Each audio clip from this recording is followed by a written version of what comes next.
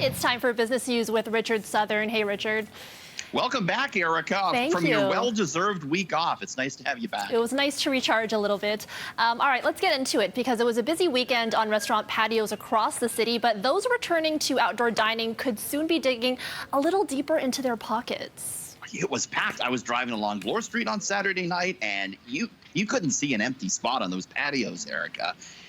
People really eager to get back on the patio. Snagging a spot, not the only issue, though. If you're returning to the patios, you're going to notice something else. Sticker shock. Menu prices are going up. Restaurants Canada tells me they expect to see menu prices, for both food and booze go up about 5% here. The big issue is a higher cost for food and for alcohol. For example, the average price of a kilogram of prime rib is up 12% over last year. Coffee's way up. And James Rylett with Restaurants Canada says, these beleaguered establishments really don't have a lot of other choice but to pass some of that along to you and I. They don't have many tools other than raising prices to make up for the loss. In normal times and even last year, restaurants tried to absorb the cost as much as possible and keep prices down. And food prices seem to be going up quicker than we expected. And Restaurants Canada also calling for indoor dining to start as soon as possible. As it stands now, that won't start until step 3, which is slated to begin at the end of July, Erica. All right, and Canada's Wonderland will be reopening next month, but that's not the only theme park getting set to open its gates once again.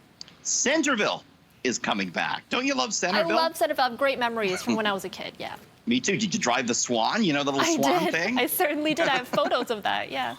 Me too. And the log ride, it's a great time, right? And Centerville's been there since 1967. It's been owned actually by the same family since 67. They leased the land from the city of Toronto. Anyway, Centerville says it will reopen as part of step 2, which at this point is slated to begin July 2nd.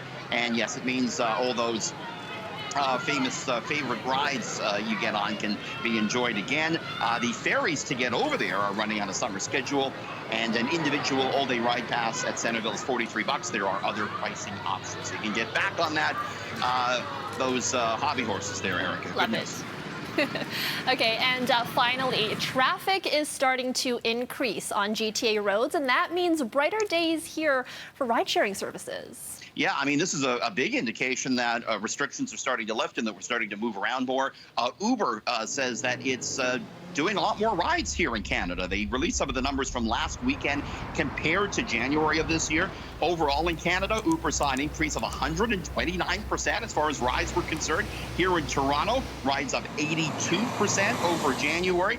Uber says it's looking to hire 30,000 drivers across Canada to meet the demand. It's also coming out with some new features, including Uber X Reserve that lets you book a ride 30 days in advance, and Uber Pet, which allows you to take along any domesticated animal with you. You can bring your dog along with